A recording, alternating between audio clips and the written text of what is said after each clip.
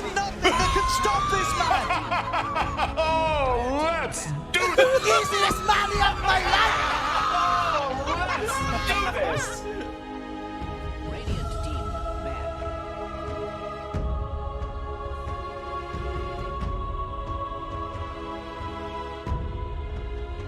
Wow!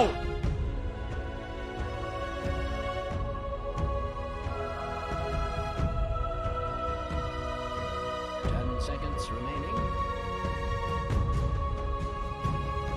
5 seconds remaining.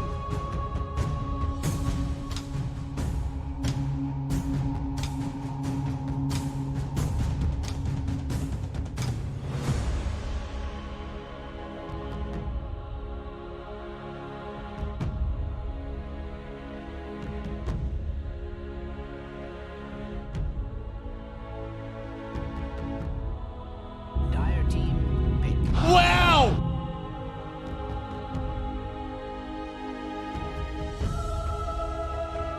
Radiant team pick.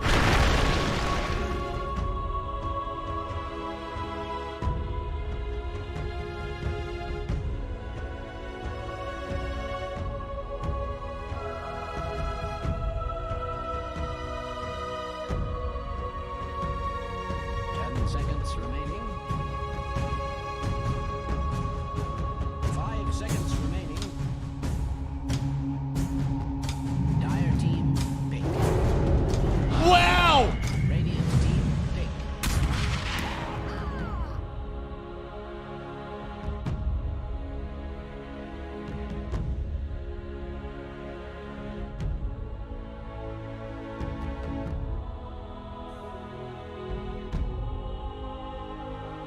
Ten seconds remaining. 5 seconds remaining.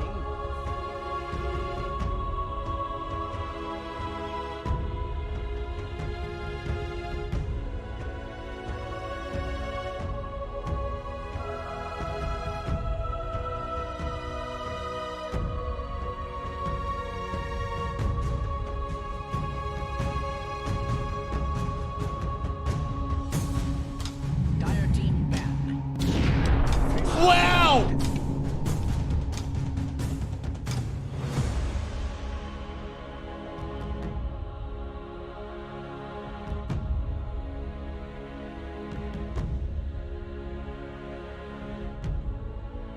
10 seconds remaining. Radiant team ban.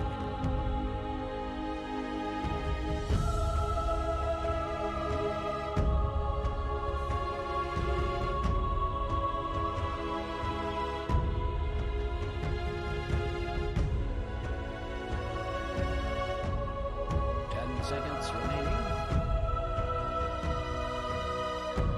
5 seconds remaining. Dire team ban.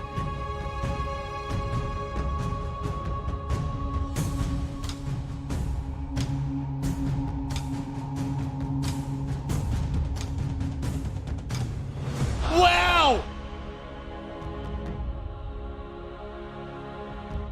10 seconds remaining. Radiant team ban.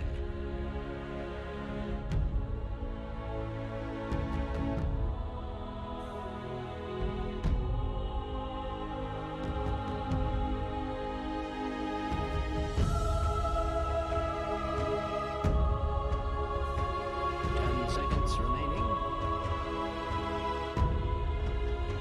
5 seconds remaining.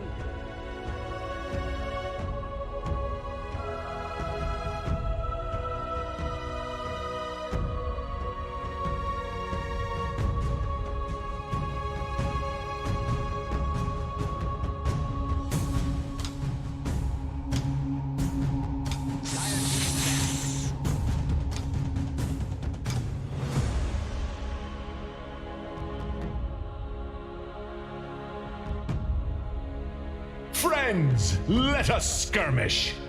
Wow! 10 seconds remaining.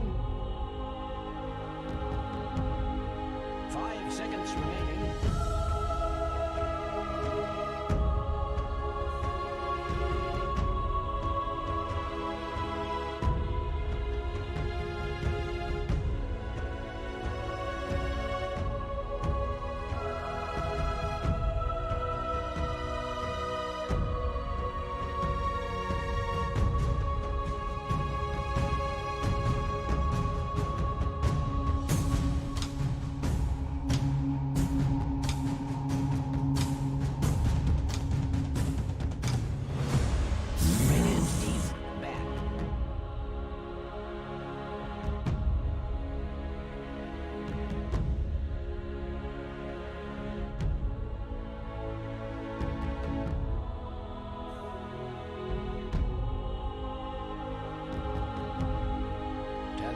seconds remaining. 5 seconds remaining.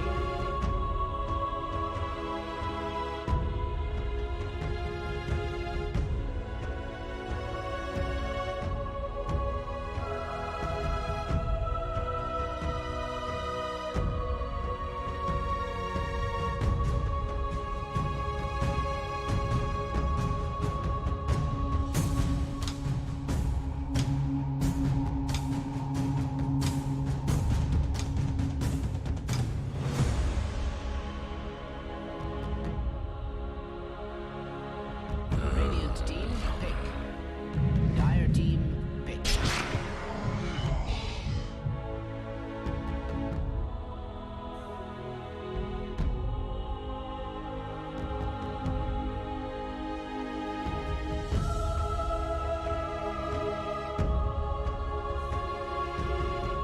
Seconds remaining. 5 seconds remaining.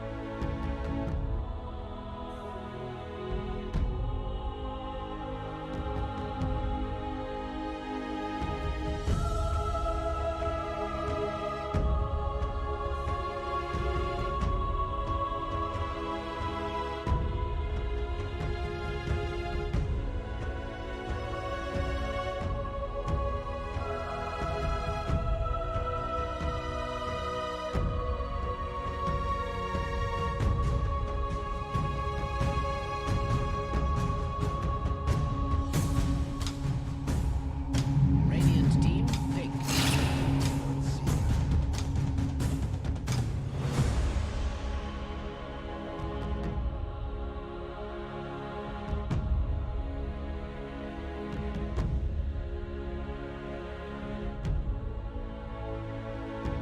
10 seconds remaining. 5 seconds remaining.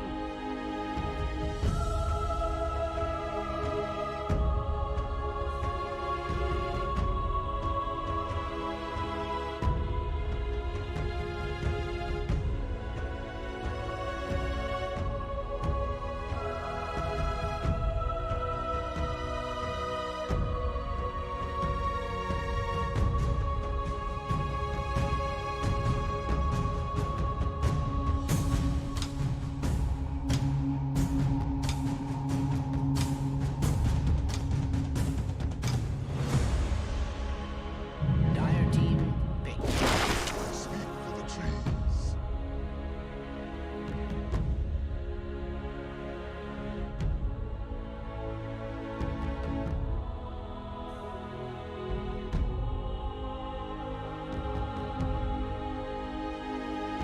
10 seconds remaining. 5 seconds remaining. Dire team back.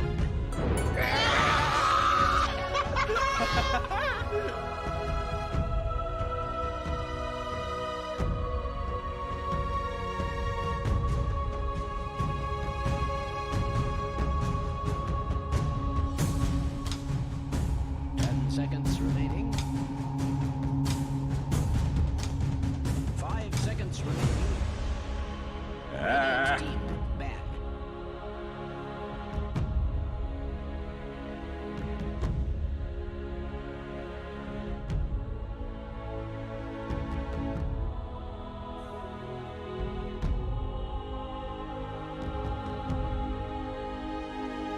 Seconds remaining.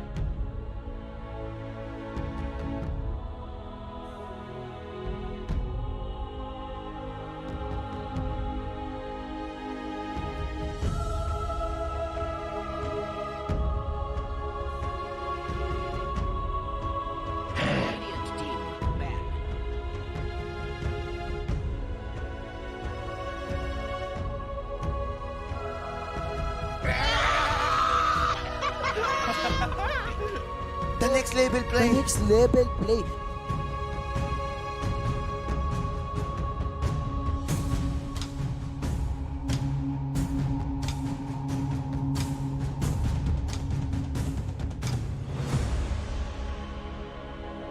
Seconds remaining.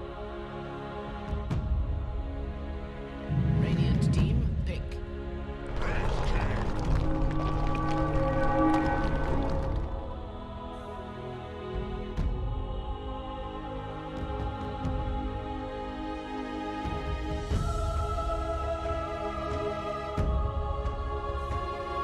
10 seconds remaining. 5 seconds remaining.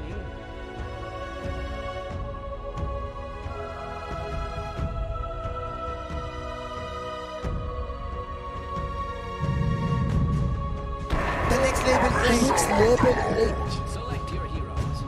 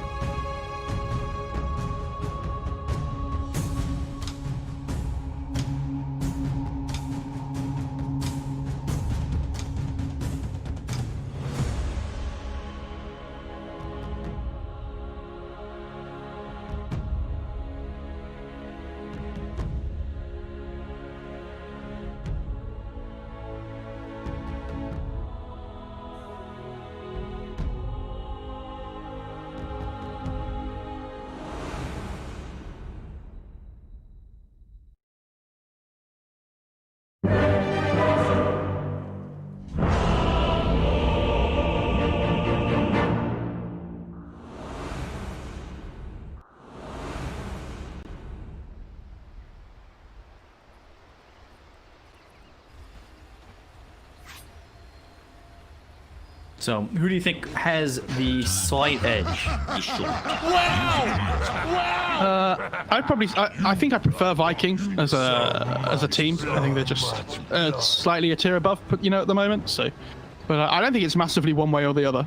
The only reason I say that is because I think they've got more proven results recently. So. But yeah, I do worry for Nip a little bit if they start to fall behind.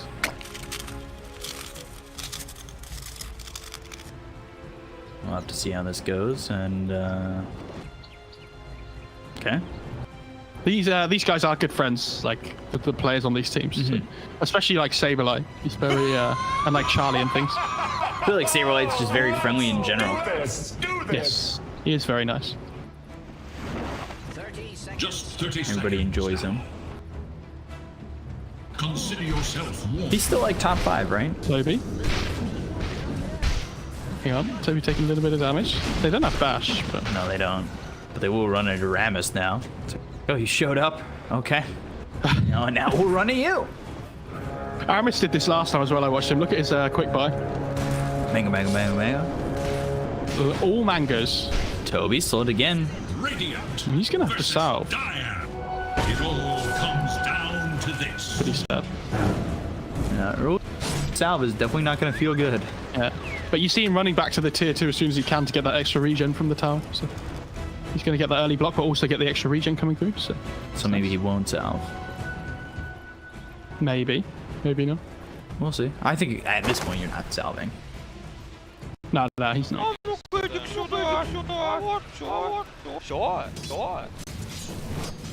There was 3 runes for Nip though, we should say, which is nice for them. Good start to the game. Apple and Shirley, blood right down. Forcing that time lock with that level 1 cooldown, 24 seconds. Yeah, I mean, this lane, I think I saw this from Viking the other day, this Blood Katadi lane, where this avalanche on top of the Blood Right's really crazy with the things it can do. It's a little bit different against the Void because he can always just jump away. All of a sudden, Era in some trouble. All he has is spirits, but you can see they've slowed down Celery's right click to where he just can't even do any damage now to the Phoenix. I would say I've been really impressed with Celery recently on his in any lanes, like any game I watch of his, I feel like he always has good game impact. Era might be in trouble here. I think he's dead. Yeah, one more shot. Gets it. Celery gets first blood to lose his courier, but didn't have anything on it. Sorry. Toby was just right-clicking this Void. Pretty sure Charlie salved up. I mean, this Void should just free farm down in bot lane. Yeah, Toby working forward on that. Sure. He gets his salve stopped about halfway through it.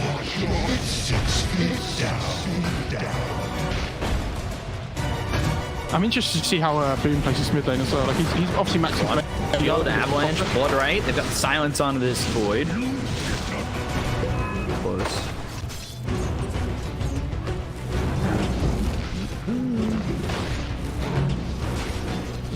Look at Aramis now. He's oh, bam. Comes in. This might be enough. Tiny. Gets the kill into the neutral. Easy. Easy. Never in doubt. Yeah. Never, ever in doubt.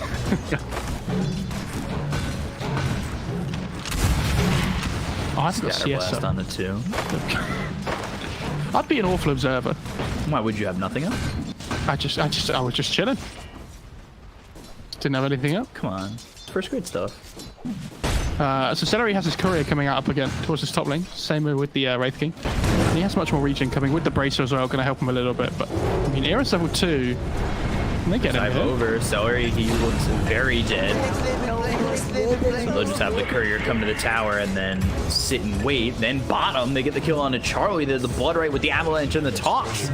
So all of a sudden, there's kills on both sides of the map, but the biggest one coming for Viking GG.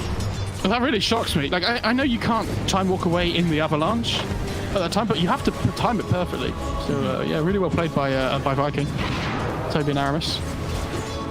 I just want to talk about this top lane quickly as well, because I feel like although Wraith King's getting farm, this Underlord's just, they can't do anything to him. Like, he's just going to sit here, and he's going to get CS. So they kind of just trade farm up on his top lane. And they get another kill now, this time on Amisha.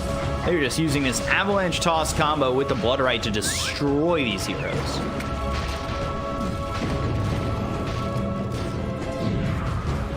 And they were ripping through these guys. And Misha's going to feel very, very scared, I feel like, to come back to this lane. Oh, Aramis tried to hold the Arcane Rune there for Ember. If you saw, but there was a tree there that got sent by Supreme, and he attacked it once, tossed it up in the air, and it came back down and had 1 HP and destroyed the Arcane Rune. Oh, so that was cool.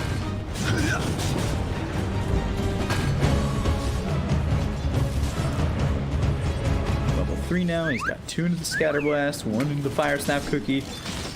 Shad farming okay, but yeah, you can see Saberlight. I mean, what do you do to him? It's a tough one, isn't it? I mean, Saberlight just exists in this lane, basically. Yeah. For sure. Oh, nice crit though. Whack him. Stellar taking a lot of damage still, avoids that Fire Spirit. We'll salve up to stay in this lane. All of a sudden, Shad taking some right click damage, but it's okay to stand here. Vampiric Aura. Well, I mean, the lifesteal was okay, but At least for I'm surprised he's gone 2 points. I guess the sustain in the lane's nice. But... Fire Snap Cookie, I thought he'd Scatter go Blast, for- Era. Trying to survive here. Wrath of Nature. Scream comes over, but it's not in time to save this Phoenix. We'll trade the kills. And then meanwhile, Shad, I said it might be able to be okay to stand and trade here, but all of a sudden he needs to really find some regen. He's fine. 2 points in lifesteal. It's fine. I mean, he can just drop his items for Celery to take, so it's not a massive problem. Celery's just going to wait to buy a salve and give it to Shad. which again, just getting caught out. Toby gets the kill on Amisha, and I've seen this before where Bloodseekers just have a great early game and really make the mid game for their opponents difficult. He's going treads before Veil on the Bloodseeker, which is interesting. I saw you go, what, boots, Veil, treads? Hey, don't talk about my pub games in comparison to these guys. I have no idea what I'm doing. I'm just saying that's what I saw you do, and that's what I usually see happen. Yeah, but the reason why I like it is because sometimes you feel like you need the like the Greaves or something for the team fight, like mid game on the Bloodseeker. But if you feel like you're not going Greaves, then I don't mind the boots upgrade before you go Veil. I saw one of the CIS players go phase boots yesterday, and I just feel like the Veil works so well with their lineup this game, right? If you delay it, it's just a little bit sad. Yeah, he just changed and he goes Veil first. Right, I like that. Okay. Much better. Rupture available. So the Void's level 4 and Toby's level 6. Blood right down under the tower. Can't really make anything happen on this. He will do a lot of damage. Meanwhile, the Wraith King, he gets hit up pretty hard. But Toby, well, Supreme's coming. Supreme coming over. Stun. Shad now on the run. Courier stops in its tracks. Had a smoke on it. They brought Arrow over as well. Supreme committed to the top lane with that. And now they're going to try and take the tower. TP up. Oh, Ember has no TP. Oh, this tower's going to go. Unless Solari can do something about it, but it doesn't look like he will. And all of a sudden they're about to lose a tier 1 tower very early on. Oh, that's okay. They're just sleeping away because Boom's rotating top here. Right, okay. So they see Boom leave mid lane. They're like, yeah, hell yeah, we're out here. Dark Rift to leave. But this is still really nice from Ninjas because they force rotations top and Viking don't get anything from it. But they are going to be able to deny their tower now. So yeah, so it's just a deny regardless. And now Shout's going to just head back to the jump. Jelly, that's a good one to grab. One of my favorite tier 1 items. Yeah, I like that they don't give it to the Prophet either. They give it to the Underlord as well as the Void. So, because the Prophet can just TP back to base if he ever needs a refill anyway. So, makes more sense on the Underlord. Rune of haste. Boom has a haste through there. He's just going to keep going. Yeah, here is Go over mid, get the kill on an arrow. They've got the Sprout, but really, how do you catch Boom? And I say that, but Saberlight, no Pit of Malice, so it doesn't matter. Do you remember when shrines used to be a thing? Ridiculous. We look at that now and we're like, I can't believe it, but when they existed, everybody loved them. Well, it was just ridiculous because the offlaners used to get the shrines and the carries didn't. So, the offlanes would just always win super hard. Avalanche comes in. Charlie now, he's up in the top lane. He's got Chrono, thinks about it, pump fakes it. Now they've got the Sleight of Fist as well as the Searing Chains. They've locked him up with Fire Staff. Cookie, can they get the kill on him? No. There comes the Chronosphere. However, Charlie sitting low with no time walk. Oh, they see Fist Charlie. comes in again. They've got the toss, but Sinister Gaze locks up Aramis. They get the kill onto the Tiny. They look over. Charlie's still running, fighting a second, and it just gets him. They get the kill on a Charlie, but they lose 2 for it. They lose their 2 supports, but they kill the carry Void. I think they'll be happy with that on Viking. Especially because they force so many people to come top, right? Toby bot lane as well, just going to start trading hits with the Underlord. We Saberlight. Oh, he's actually going Atos. Okay. So he prefers the Atos over the Yules. Fair enough. Oh, kill where Toby's brought the wave. Yeah? Don't fire. He doesn't want to have to deal with the Underlord. I get it. I will say Aramis is still level 4 on this time. Grab Supreme up top. This is honestly a good setup. Searing Chains into the Fire Snap Cookie. Dark Rift away. They did rupture him. Oh, Lich is there as well. Yeah, okay. Now they've got the Sinister Gaze. Toby now needs to run, but he's not going to make it far enough away for the Phoenix and the Lich to combine for a kill. They are going to get the bounty runes though. So I think that's 3 to Viking there. So, but yeah, definitely not worth it. They wanted to get the silence off onto the Underlord there before he got the Dark Rift off, but they just slightly mistimed it, unfortunately. So gets away. And that's one of the worst things about playing against Underlord. He just runs down lanes, and if he's ever in trouble, just Dark Rifts away, and then TP's back to a different lane again, and just starts pushing. I hated that hero so much. I will say level 1 Dark Rift, though, does feel very slow. Yeah, it does. But, I mean, it's enough, right? Because you're so tanky that they usually don't have damage at this point in the game to kill you in that Dark Rift timing. It's like 6 seconds, but even so. Let's go for this Midas on the race. Warmer's kisses, Chain Frost comes in, Sinister Gate, and then the damage is going to go on a Saberlight. Slugfist comes through, and one more kiss. The kiss of death. Fire Snap Cookie gets Aramis far enough away. Now they look over at Supreme. They've got the pin balance down, so that locks up Boom for a second. He's got a double damage to work with. And, well, keep everybody alive. They get the kill there on to the Underworld. Oh, he put a point in his ult as well on the Tiny, which normally you don't really see, but this game it's actually really good against avoiding the Nature's Prophet because you get the 10 armor. Like, he doesn't really mind, like, sacrificing a point in the Avatos because he needs the physical damage, like, resistance.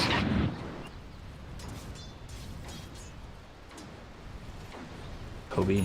He's been just bottom the entire time, doing his own thing, and he sits second on the net worth, very close to first. Yeah, I'd like to see Aramis fire Quelling Blade on this Tiny boat. Oh, they've ruptured not. Yeah. Fire Snap Cookie, that'll stun him up. They're going to force him to either Icarus dive or get silenced. And now they'll have the right click to get the kill. Celery taking a tower aggro while Toby sits and waits for the final shot. I mean, he can either Icarus dive and then die to the rupture, or he can stand still and get silenced and die, or he can pop egg and die. Because of the thingy, the little shredder, yeah. The thingy. Such good technical terminology by me. Technical analysis coming your way. Bottom tower is under attack. Rule of invisibility. So this is save like bot lane. Bottom, they've got themselves the silence on Saberlight, and all of a sudden he's just dead for a second time very quickly after he just died over mid. Fire Snap Cookie stuns up Charlie as well as Era, but they've got the Sinister Gaze down on the Boom. They'll follow this up with the Chronosphere. There's not much they can do. They throw down a Bloodright, but Boom ends up dead, Celery ends up gone. And it's 2 for the Underlord, at least in that little skirmish. Tower is under attack. It's going in by the Void. Make sure they get the kill. I would say Wraith King is farming all the way up in this meantime, though, up in the top lane. You know, he has his Midas now, so he's going to start to ramp up his net worth progression. Yeah.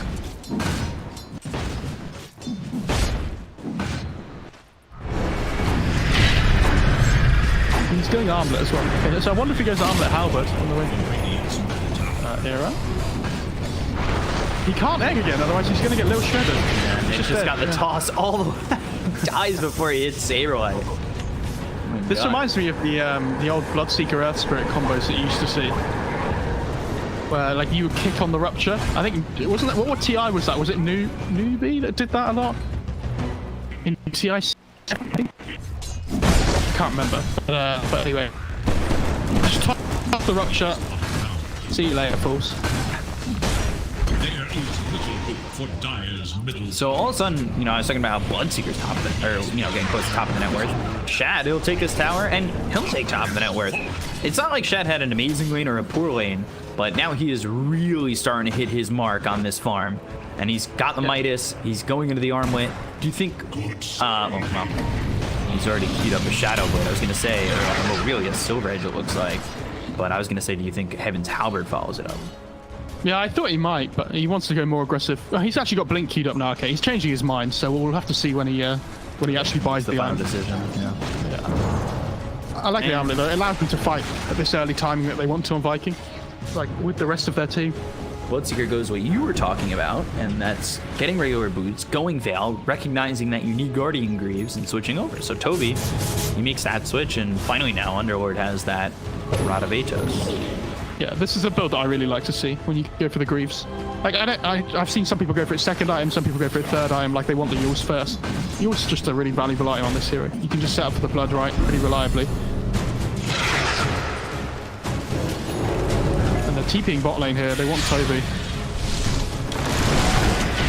Get him. The Malice is down, Firestorm, Yules, but back down into the pit of Malice.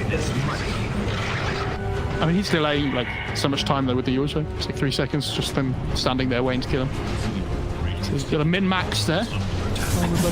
I get that. Ramus very close to this Blink Dagger too. I know, Shad's just farming so quickly now though with the Midas. Mid, Malice, Rod of Atos, pops the Illusion Rune, that'll help Boom escape.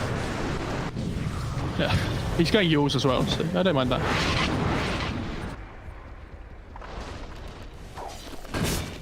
He's just about on his heels, and then he's actually going Shivas after that. Did you say shivers? Yeah, I meant to say Shivas. That's not how I always say it. Jesus, that's. I You botched know what? There's it. some things I can let you Relax. off, but that is unacceptable. Shivas? Are you know? Shivers. Oh no. You shivering over there? Oh, It is on the cold. ember.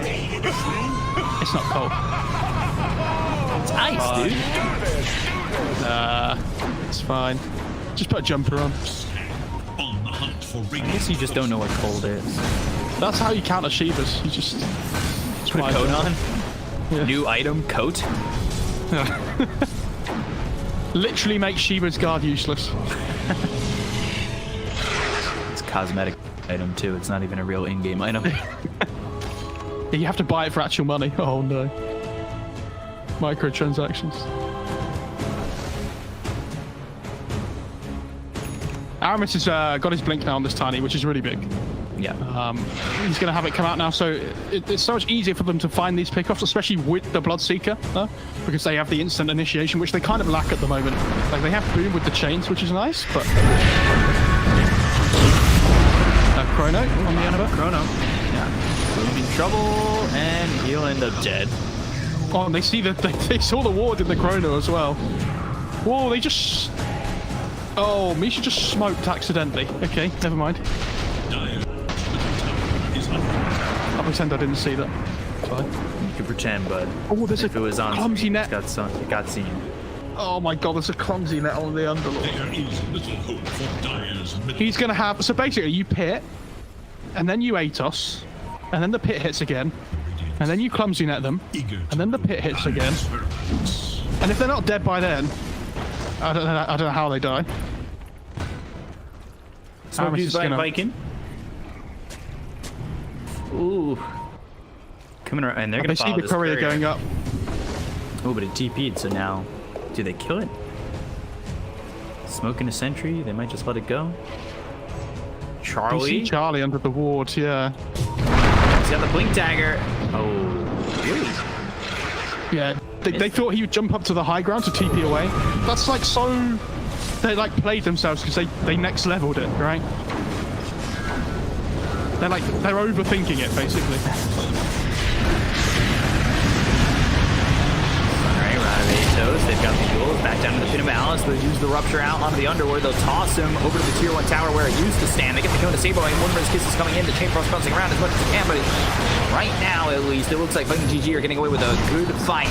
Side of Hysterian Chain Supernova in a very good spot, one right down, and they don't have the Chrono, but the Supernova is going to pop on everybody on the side of Viking GG. Sunray onto Aramis, they'll get the kill into the tiny side of Hysterian Chain Supernova onto the face of Void.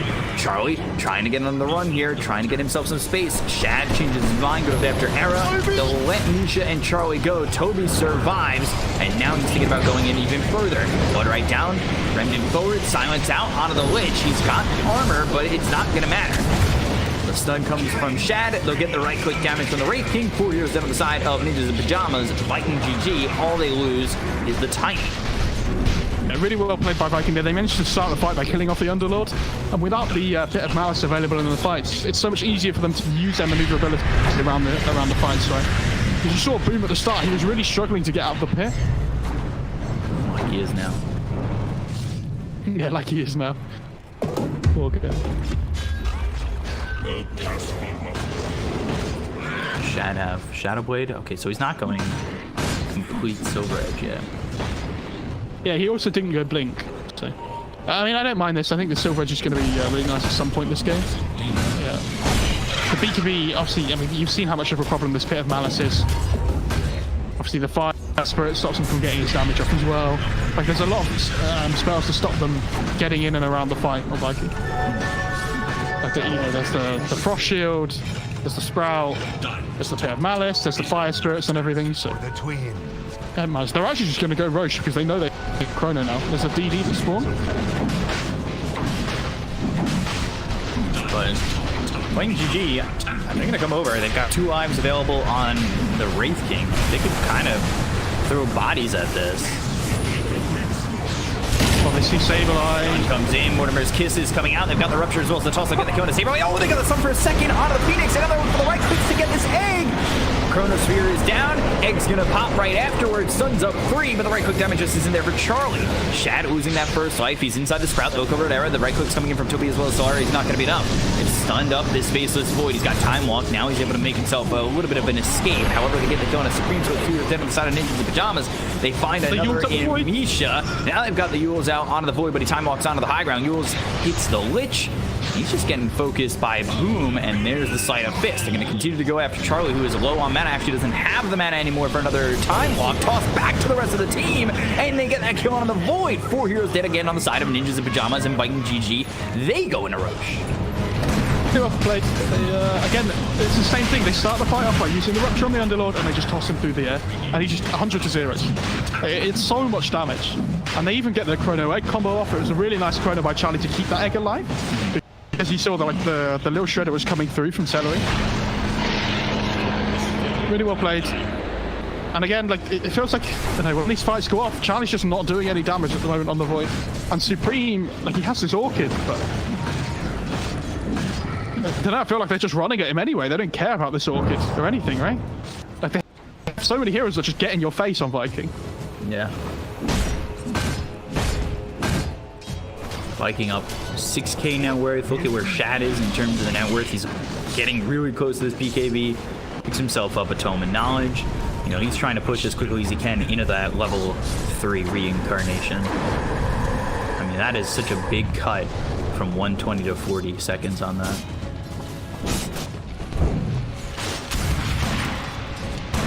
Yeah, I don't know. Level 3 Wraith King Up's just mental. There's just no downtime, is there? When he gets his BKB, he's going to be insanely strong as well. Oh, yeah. And we were talking about ways of cutting out the Viking heroes as well. Like, they have time dilation. There's so many things that this BKB is going to help with.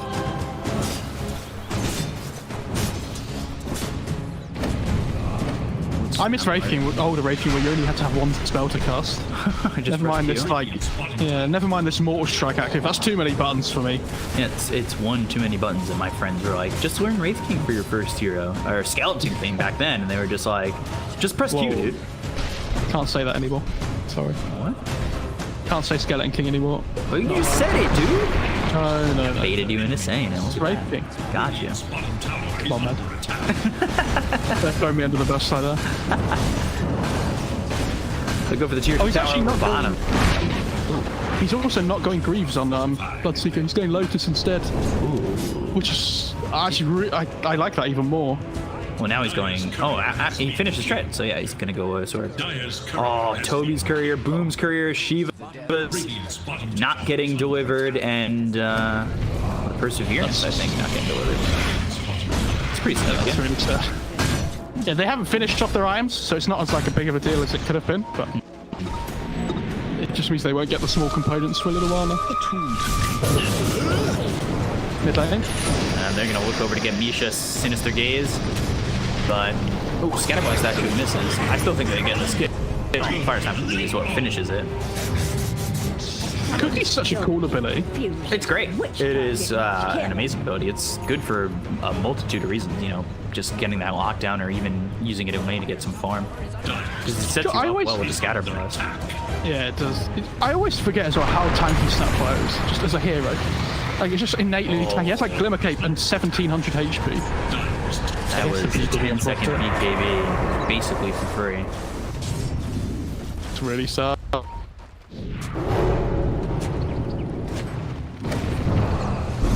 Shad's going in here. He finds Saberlight. Yeah, they can find Thunderword if they can get the kill. He's gonna be massive. Chronosphere only onto the Wraith King.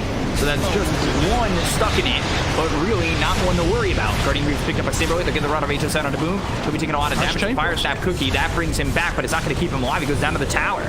Chain Frost bounces over, and they get the kill into the Bloodseeker. They've used themselves Chronosphere. They don't have the Bloodseeker to fight. Let's see if they can continue to engage. Pretty sure you just want to chill out a little bit here until the Bloodseeker's back up again. Like, they used Chrono, and although they didn't get anything from the Chrono itself, they did get the Bloodseeker on the side, right? So now that they know Chrono's not up, Viking can just wait until the Bloodseeker's alive and then just look to go again. Because without Chronosphere, Nip really don't look that scary. Pause coming in. Charlie's just like, dude, I used Chrono and we didn't even kill the Wraith King. Come on, guys. Let us pause. Talk about it. I mean, it's looking good right now for Viking GG. I'll tell you that much. Yeah, it's looking really good. They definitely look primed to take this game. And But again, you can never count out Void Phoenix, right? Yeah, Because 100%. Charlie has MKB now on the Void, so when he gets like his next time, it's probably going to be BKB, right? And then when he gets that BKB online, he can really kill like people quickly. Not the Wraith King, because I mean he's really tanking himself, but he also has reincarnation. But anybody else, if they get caught in Chrono, they will die to this Void +1. so that's the thing. Like, do you just leave the Wraith King to his own accord and just focus up the rest of the team? Good question. Or Wraith King can become a bit of a problem. Yeah, how do they deal with the Wraith King, actually? I mean, this is a problem with playing Void against Wraith King, right? This is why they last picked it overall in the draft. They understand how powerful this Wraith King is against Void. I'm also really excited to see what talent he takes at level 20 on Wraith King. I mean, obviously, the standard one is no reincarnation mana cost, but there's no mana burn on Radiant's side, so he might decide to take the extra skeletons, just for the push power. When I say really excited, that's a lie, by the way. I'm not really excited to see which talent he takes, but it is interesting. Very excited. Mid lane. Fire Snap Cookie gets some distance. Now they've got Rod of Atos, but what more do you really have? He's actually going for, is that a Solar Crest on the Snapfire? I think it is. It's gotta be Ags, man. Gobble up, spit out. I mean, it's actually not awful against Chrono to get Aethelins, but... And then eat somebody after Chrono. Going into this fight, they've got the Silence. Rupture gets used on a Saberlight once again. Avalanche comes in as well as the toss. Mortimer's Kisses. They get the kill on a Saberlight. They're taking out one. Now Boom trying to fight. He does have this Aegis, but he backs away. Era Yules has the Supernova. Blood right down, and Icarus dive away, but they're still trying to get this. Toby wants it. Trying to get the kill. Toby is thinking about going past the tier 3 tower. It will back up. Aegis now expires. He is going to have the Shivas now on Boom as well, so he's going to be a lot stronger now. No, will be the harder to silver deal for with. the Wraith King. But again, it's the same thing. Fight starts, they just rupture the Underlord, throw him away. And once he's out of the fight, it's so difficult for Nip to try and like, find any more. This is so much of their control, and even damage in fights with the Firestorm, because it's percentage based, is really nice. Top tower is no more.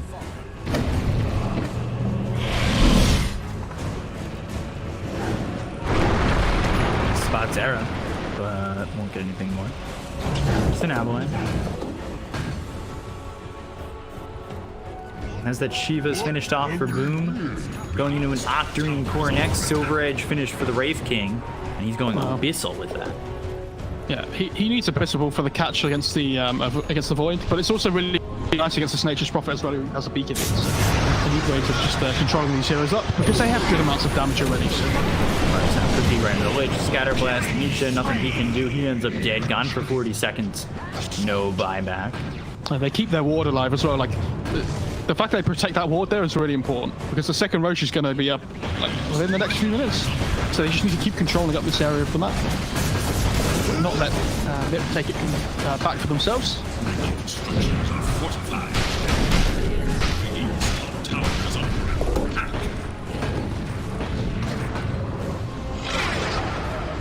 Keeping this pressure on, they'll probably take this tier 2 over mid as well.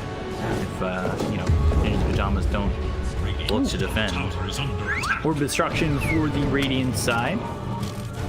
Who takes that? Bottom tower is under attack.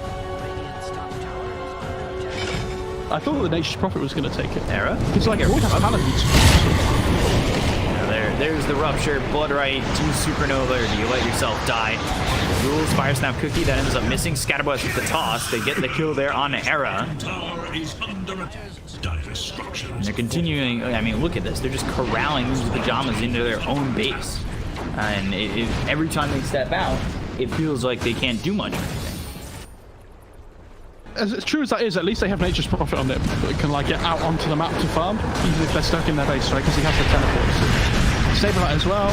Tries to get the bot tier 1, actually gets denied by Shadow. So a little bit disappointing for Saberlight, but it is what it is.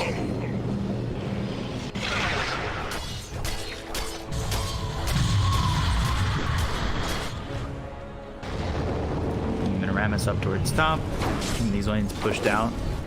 And Roche will be 2.5 minutes. It's a long one. Telescope and a greater fairy fire for the Dire side. Going Ags on the Bloodseeker, double rupture. Nobody holding the Orb of Destruction on Radiant. And then it was Craggy Coat, Enchanted Quiver, Telescope, and the greater fairy fire for the Dire. I mean, Celery's so fast. Stun on a Saberlight. And Mortimer's Kiss is coming through. Guardian Greaves. Saberlight's in some trouble, throws the Rod of Atos over on a boom. They hit another stun on a Saberlight. Doesn't have Door Grip, so he gets chased down. I mean, there's no chance. Oh, they catch more as well. They find the Nature's Prophet. It's going to have to peek really. Well, I mean, when was the last time you actually saw Nip try and make a play themselves, right? Rather than just reacting to something.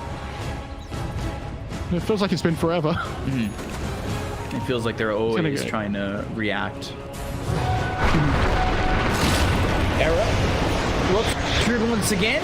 Now he's got to figure out what he can do. It's, once again, that question comes up. Do you Supernova or you did just die? And it seems like the answer every single time is hold Supernova so you can fight another day. Yeah, he doesn't want to just... We saw that from Misery, like, at least once last series, right, where they just used the egg, even if it's, like, pointless. Yeah. Which it has, it's like 110-second cooldown. You might as well just not use it, right? Because sometimes you respawn and you don't have it available for the next fight. Toss. Oh my god. Dead before he hits the ground, and the tier 2 tower goes down. They still got 30 seconds before Roche is up.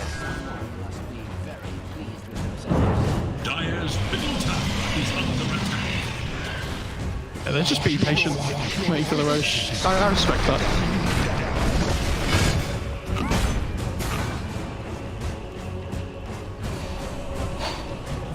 They know that Supreme's been farming in their triangle, because he keeps sending trees towards the mid lane to try and destroy the tier 1. Swordcrest finished for Snapfire, so now, you've got that extra armor. Yeah, for the Chrono as well, right? Yeah. As long as Sawyer's out of it, you should feel pretty good about it. And by the way, this Void doesn't have BKB yet. So in the Chrono, Mortimer's Kisses comes out, or, it's not the safest Chrono at the moment, it feels like. It's because he hasn't been able to get out onto the map, though, right? Because Viking have been holding these, like, high grounds and things really well, and not giving them the opportunity to get out on the map and farm. Yeah. I mean, look at where we're at with the Faceless Void's net worth. Yeah, he's struggling. It's 9k behind the Wraith King. He's still 1,000 gold. Avalanche comes in, Rod of Atos. That hits Aramis, but what do you have to follow this up? Sinister Gaze, okay, gets hit by the Pit of Malice once again, but all of a sudden you're going to lose your Lich. So Misha dies, Roche is up. Like GG can back off, go for Aegis and Cheese. Easy as that. I mean, Supreme again is trying to do the same thing. He's trying to shove side lanes in, at least try and force rotations back from Vikings. So the Tiny does go back. But yeah, without the Lich, they're not even going to think about fighting this Roche, I imagine. The fact they have Chrono Egg and they don't feel like they can take team fights is a little bit of a worry, because they're so reliant on this Void getting BKB now. Oh yeah. They need everything they can get now to win a fight. So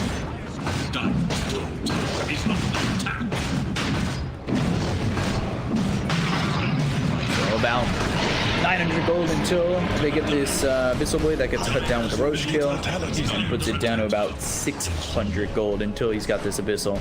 They're dealing, with an Aegis as well as Cheese. There is almost about to be an Axe on the Bloodseeker as well, which is pretty cool. And an Octarine almost finished for the Ember, so a lot coming in for Viking GG in the next few minutes.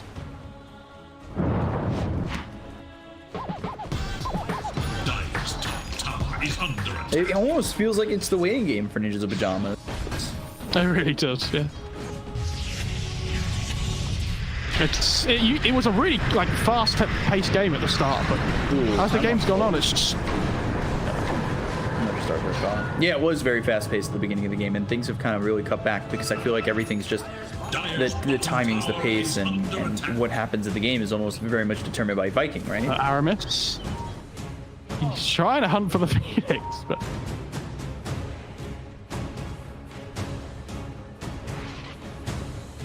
I love when players know this, where they know some hero's probably going to be lurking up here somewhere. They just don't know where. Chrono. For Toby, let's see if they can get this kill. Sleight of Fist comes through. Now he's got the Yules. He'll survive a little bit longer. Sunray on him, gets a Rupture out before he dies. And that's a Rupture on a Charlie. So right clicks come in, Aramis tosses him up. They've got the Avalanche on the other side of this fight. The Remnant forward until the rain is days, but the Mortimer's Kisses coming through. They get the kill on a Charlie. They go over Misha. Misha trying to run. There is the kill onto the Lich. They've got themselves two Chain Frost bouncing around, but it's over to the Ancient, so it's not really that great. They've got themselves the Super popping as well as the Sunray. That gets the kill on Aramis, but they look over at Supreme. They get a third kill here onto this Nature's Prophet, and I think they're going to look for more, but I don't know if they'll find Era. Yeah, they need to get their waves in here on Viking so they can try and make the most of this Void being dead. Well, and the Nature's Prophet as well. But the problem they've had all game so far is at the moment the waves are constantly being shoved in towards them, and they can't pressure that with their advantage that they have. They did lose the Aegis in that fight. Boom did die. He has Octarine Core coming out now on the Courier. Did you see when that Void came down from yours, how quickly he died, by the way? He went from like 60% HP to 0 in about half a second. Yeah. That's crazy.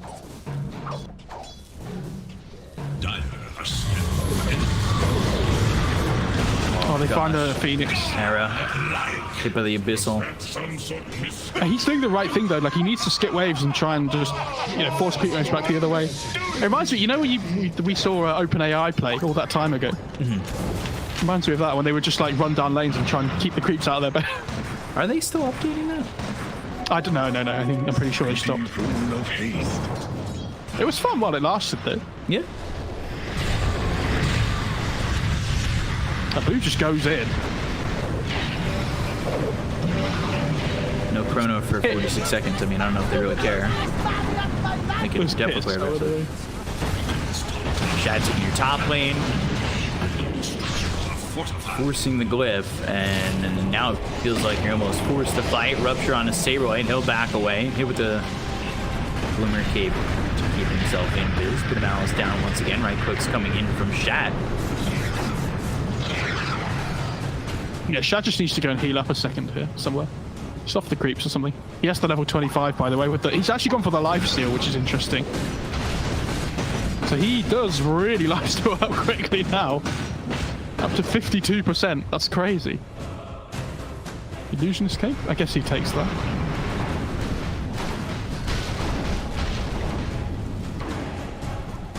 I think they're still a little bit scared to go high ground because there's they have no Aegis now, right? As well. So.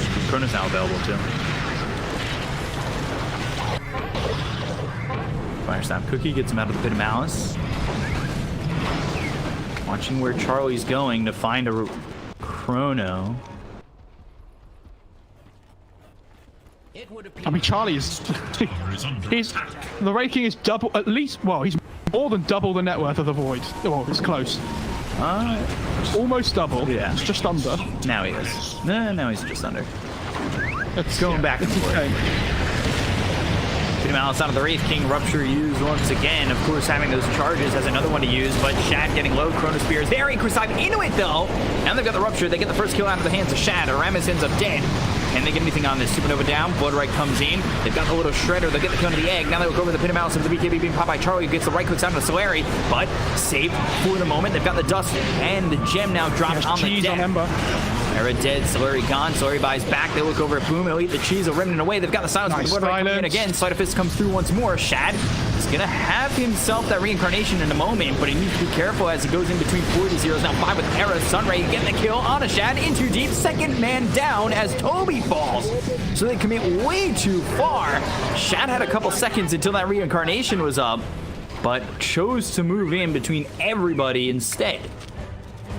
I mean, they've been so patient this game on Viking, but it's really difficult to push high ground against this Radiant side. They have the Frost Shield, this Underlord holds high ground really well, they have Sunray, like there's the Chrono Egg to constantly worry about as well. There's so many things to have to worry about, and like they've done a really good job of just not forcing high ground, but at some point you have to go, okay? And they've been trying to get this like Rupture onto the Underlord to start the fight, but Aramis hasn't been able to find the opening with the Blink Toss to get him out of the base. And Underlord survives, it's impossible to put high ground. And it doesn't matter how far behind they were, you saw this Void does so much damage just with MKB, BKB, Mask and Madness. And now look at this, look at where Nipper playing on the map. Yeah, they want to get out onto the map, they want to get vision down so they can try and make plays. Oh, Aramis. Sinister Gaze on Aramis has the toss up into the air. Supreme comes over. Of course, they have back. They've got the dust. Won't matter. Fire Snap's quick to make even more distance. That's a nice sign. Arms for the dead. Minotaur. Do they have the neutral items on Dire? They have one. They've just got the Illusion Escape. Have they thrown the Illusion Escape on anybody? They've got it on the Bloodseeker. Spell Prism. Should give that to Underlord, I guess. Oh, toss.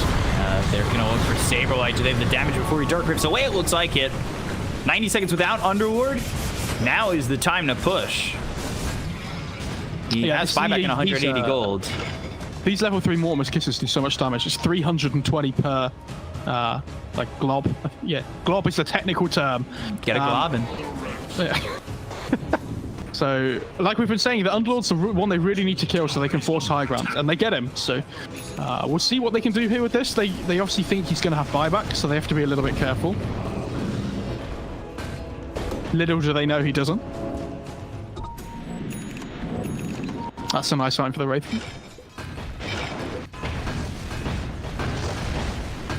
Losing Enchanted Quiver over to the Ember. That's okay. You know, if you're slight fisting somebody, you just get the extra chip damage. It's fine. You still no, okay. Oh, okay. There you go. Now they have one more at a time. Top tower is under attack. See, now Supreme's level 25. He's really going to start shoving the lanes in, though, and, like, farming them up. He's getting really farmed on this guy. Like, if you look at Supreme's items, it's like Orchid, Satanic, AC, BKB. This guy's crazy. And when he gets another damage item, he's going to hit really hard. Daedalus next. They actually didn't push in too hard, considering the Underlord was dead for so long. And so it's a 16k net worth lead for Viking, but if you look at the support net worths, this Viking's 4,000 in front of the Phoenix, and Celery's like 5,000 in front of the Lich. So more than half of the net worth advantage, or probably about half, of Viking's lead is just in supports. So the cores aren't too far behind. To be fair, though, the Void was very far back of the Wraith King. Yes, yeah. That is a big amount of a split there. What's been with these little pauses today? I don't know. They were doing it on FlyToMoon as well. Yeah. Now the fight resumes. But will it follow the same thread?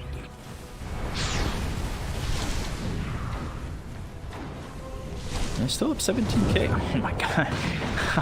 I don't know if you caught that. The remnant from Boom just like across the map to get that arcane rune. Nice. Or what felt like it was across the map.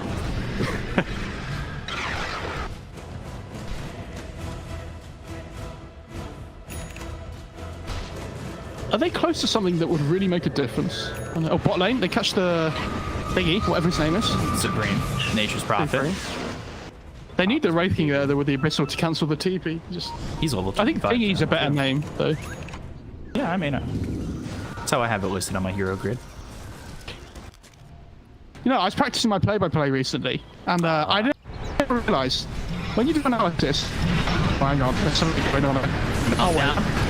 there is Wraithfire blasting through. Charlie has this Chronosphere available, but there's the Abyssal Blade. Chad doesn't want to lose his first life very quickly, but he will. One bloody now they're gonna Chrono get the still. Chrono right on top of it. Supernova, Chain Frost bouncing around, doing a lot of damage. Chad dead.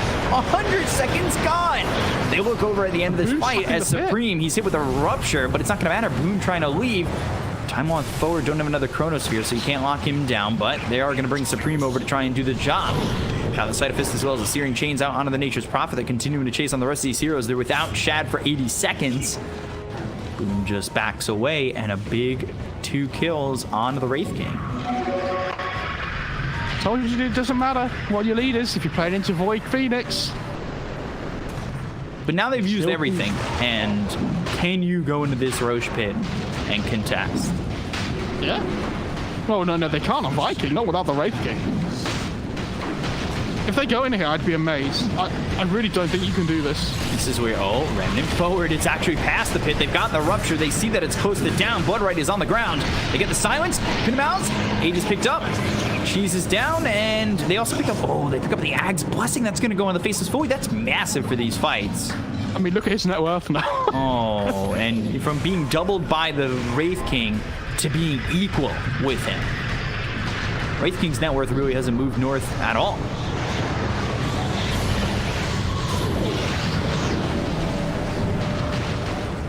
Who has the Lotus Orb? Oh, it's Saberlight, right? Okay. Ninjas in pajamas. Bring this one back. They've got the Rupture. Now Boom on the back lines. Fire Snap Cookie that lands on a Charlie. They've got the Supernova down, but that is away from the fight. So they're not going to have that Supernova as well as the Faceless Void Chronosphere, but they get the kill over Aramis. They check out the Chinese Dip for 85 seconds with no buyback. Sight of Fist coming in, and once again, there's the Shivas, the Time Walk forward with that Ags, making this very difficult for Boom. They've got Shad back up, but can they fight into this? That's really the question. It really doesn't feel like the answer to that question is yes. But Bloodright down once again. Charlie gets silenced. Shad on the back lines of this has the Abyssal Goes after Era, but Shad realizing he doesn't output as much damage as he would like, as Era is able to survive this. Now they've got the Sinister Gaze. They have the right click damage to get the first life out of the hands of this Wraith King once again. One of his kisses coming in. Boom's in trouble. BKB's popping around the horn on the side of Ninjas in Pajamas. They're only up 4,000 net worth on the side of Viking GG as they get to Boom. They get the kill. He's there for 100 seconds. No buyback. No buyback on this Ember Spirit. He's short 200. They're going to go even deeper for this. They towards the tier 3 towers. But as you look towards the tier 3, you remember to yourself, we need to take this tier 2, don't we? Yes. I like how you rested that yourself there. Yeah, It wasn't me who did it. They were all fighting towards the bot side, you know, where it was like that ward spot next to the dire bot tier 2, and Shad TP'd mid, so it was so separated from the rest of his team. They really wanted to try and fight before Chrono was up, but now Charlie has it available again. This game has just turned on its head so quickly. 18,000, 20,000 net worth lead, and all of a sudden, it is even. By the way, AoE Sinister Gaze. When was the last time you saw an Ags on a Lich? Oh my god. It's got so much farm. Bloodright down, Time Walk forward, Bash is coming in, Chronos 3! That's gonna let the Solarians up dead. He's gonna immediately go for the kill on this Bloodseeker. Down goes Toby. He's got buyback, forced to use it, but they're still without the Ember for 30 seconds. They've got the toss and the Abyssal Blade, but Dark Rift, they've got the damage. They get the kill to the Unlord. He's there for 100 seconds. Saberlight, and he doesn't have buyback. Right click's coming in from Chad. Icarus dive over, Supernova used. Now they're gonna start to back away, but they've got themselves the Sprout as well as the Sinister Gaze. Solari in some trouble, but there's the break out onto the Faceless Void. The BKB's been popped. They go after Toby. They've got themselves the Rupture, but they'll end up losing Toby. He just bought back at the beginning of this fight. They'll go over to Shad. Shad's gonna lose that first life. Solari trying to help, but there's the toss back into the well once again. Misha trying to get away from this one, but he's able to survive. Shad pops the BKB. They look over to Ramus. They've got themselves the Chivas for Boom. Boom's back alive into this fight. They look over at Misha. They've got the Sinister Gaze out on 3 of these heroes. That's amazing, but is it gonna matter? They get the kill on Misha. They look over at Era. They get the kill on the Phoenix as well as the Lich, and they try to hold. They're still without this Bloodseeker. Oh, Avalanche! It's on a Supreme! Now they've got the Abyssal Blade. There's an Abyssal Blade on the Tiny as well as Shad. They're gonna use not one but two. They'll go on to the Nature's Prophet. They'll get the kill. He's there for 100 seconds. Oh man, 3 heroes on the side of Nature's in Pajamas do have buyback, but that is a massive hole from Viking GG as it seemed to come all crashing down in the last few minutes. I like the only way they lose a fight is if they just fight outside the fountain. And Tiny caught 2 separate people with tosses to throw them back into the fountain. The first one on the Underlord. Obviously, he caught Misha for the second time, but he managed to Glimmer Cape out and didn't get caught. But even so, I mean, just a little bit too far from Nip. And now all of a sudden you're in a position where if you're forced to buy back here on Supreme, Dyer's it gives Viking a win condition, effectively, right? See Which if is they can force crazy, him. considering... Also, that Abyssal Blade on Tiny really caught me off guard. Yeah. He's had it. It's great. I love it. Time walk forward. Shad, he's got 2 lives. Fire Snap Cookie. BKB's been popped by Charlie. He has Chronosphere in 40.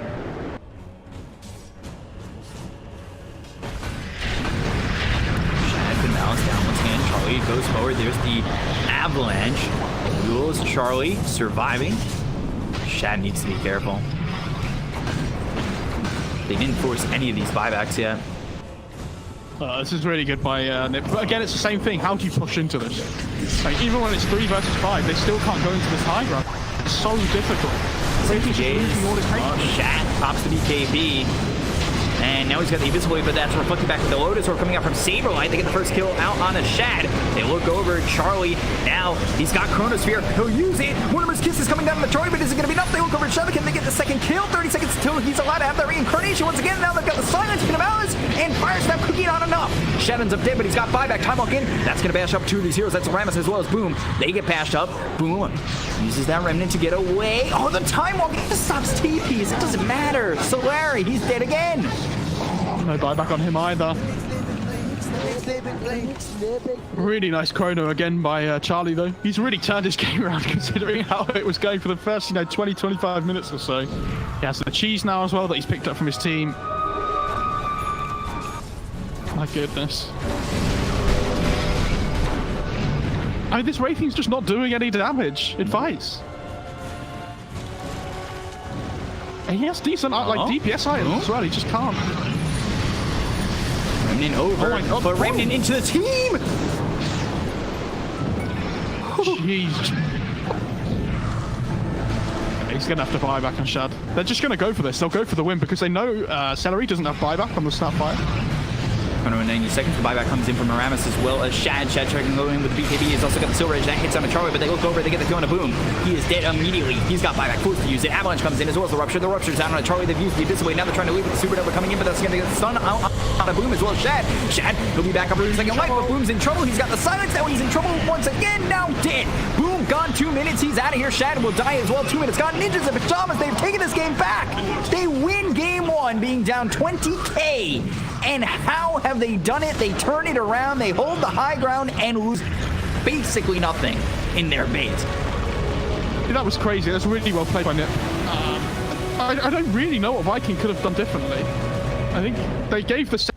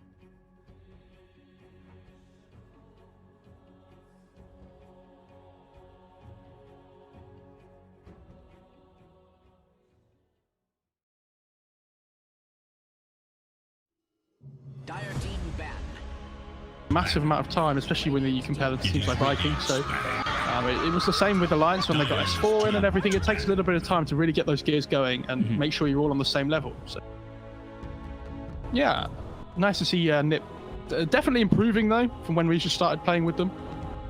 They're obviously not going to be the finished article yet. They're not where they want to be, but Yeah. they're obviously they're getting there. 10 seconds So let's see where this remaining. goes, this draft. You know, Viking GG, they'll start off with the Life Stealer ban. The Enchantress ban comes in for Ninjas in Pyjamas. We'll see how deep into the draft this Underlord gets.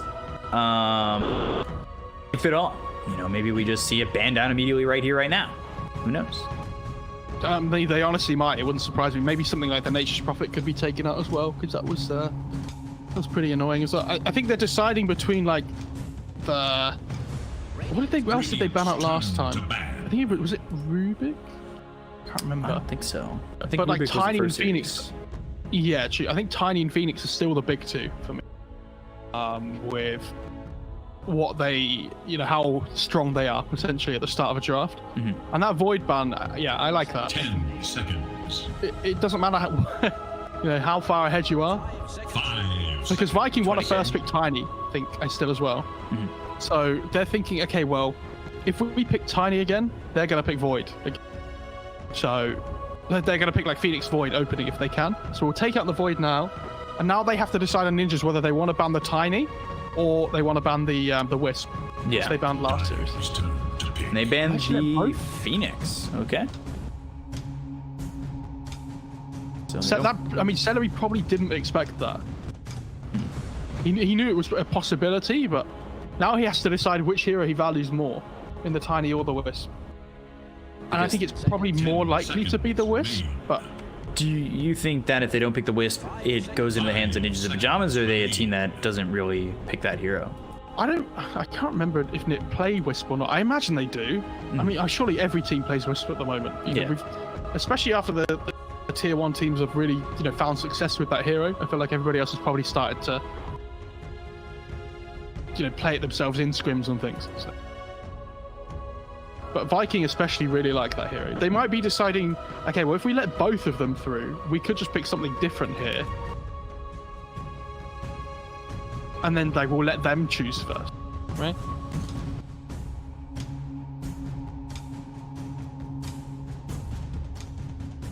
This is a lot of time to be thinking about your first pick there. It threw them for a loop. They didn't know what they wanted to pick. They end up picking the Tiny. So all that time deciding, they go to the Tiny. Do you think this ends up being like a Tiny Bloodseeker again? I know that they prioritized that Bloodseeker in the second phase.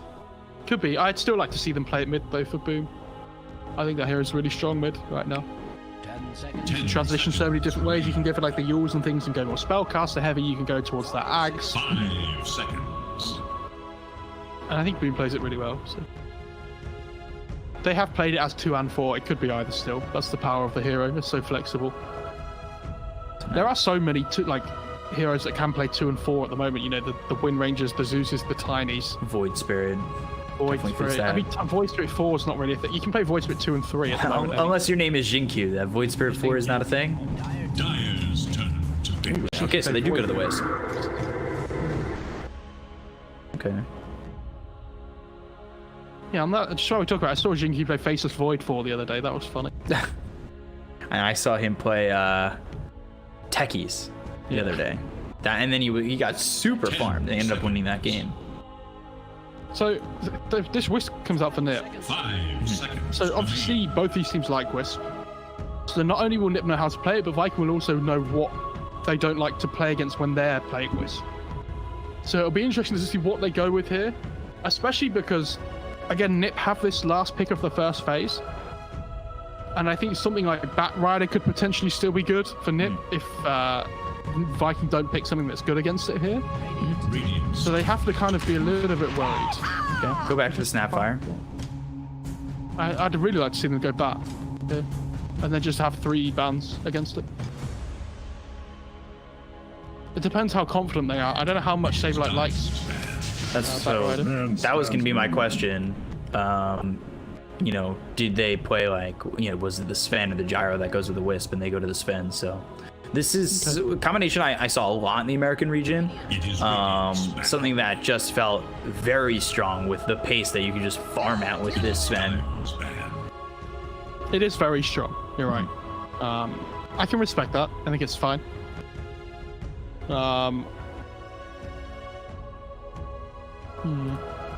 It is very good against both those heroes so far as well. They didn't really deal with Sven that well. 10 seconds. Especially on supports. I hate playing against Sven at the moment on support because the only thing you can build is like Blink or Lotus Orb to help you against that Axe stun.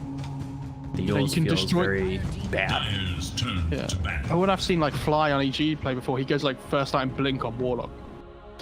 He knows that this Axe Sven just absolutely destroys him otherwise. And I know I've been seeing a couple posts where it's like, how is Stormhammer Dispel still a thing? Yeah. It's kind of disgusting. seconds. I mean, I wouldn't mind it at level 20. 5 seconds. 5. Yes. I think a level 20 would be a lot more acceptable, but level 15 feels so early. It's when you hit your Axe timing as well. That's when it becomes really strong, right? Because Yeah.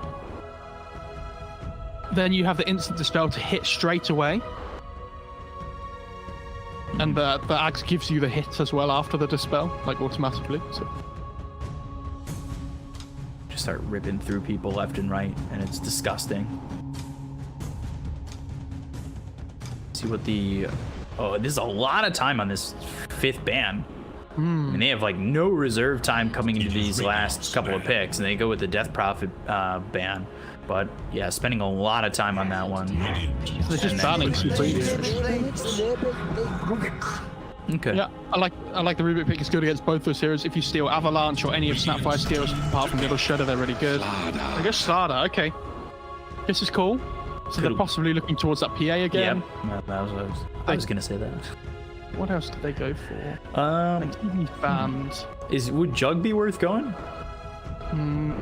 Probably not. Maybe like CK or something could be interesting, but I don't know how much I like that versus the Cleave. I think something like... I talked about it before. I think Troll's a good matchup against Sven, because you get the Whirling Axes, so he has to go MKB. I feel like I wouldn't, and tell you could yell at me and be wrong all I want, but I wouldn't feel terrible about CK. You said he does have the cleave, but like CK Coddle, why not? CK Cuddle's not something I've seen in the EU. I've seen that a couple times in the Americas, and I thought it was actually really good. If the EU team started copying NA, we'd never hear the end of it. So let's just hope it happens now and we can get it out of the way. Right? I like the Slada pick against Sven though in the laning stage. Slada should have a relatively good time. And they can look to pick they could pick like so any 4 with the Slada as well. They could pick like Wind Ranger or something as well. Might be interesting. What other heroes could they go for? Pokey 4s. I call them innies and outies. Innies are the strength offlane heroes. Beastmaster, I like so Ruben, more Ruben. control. Some push potential too. But so the way I look at this as well is that it's obviously really good with their lineup as well. It's a relocate setup, but what happens with Slardine lineups is that you tend to play like one big core, right? Like the PAs, maybe like Alk or something could come out potentially. Any of these like big one heroes, and they tend not to play like another farm heavy hero with that core hero.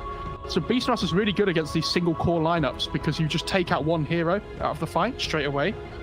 Dyer's turn to What are we gonna go for? Wow. Spectre. And now they've got to ban Viper. Yeah. Do they ban Viper? They haven't actually banned the Nyx Assassin. But No, I they're know not that gonna was pick that him. was They need a more Nyx. to the last series than anything else. Radiant's turn I mean, Nyx. I wouldn't call Nyx a counter to Spectre. I don't really see. No, I don't think they have to ban it. It was just it has that break, and we saw it in the last series that was getting banned quite a bit, and it kind of showed the hand of we're gonna go for Spectre.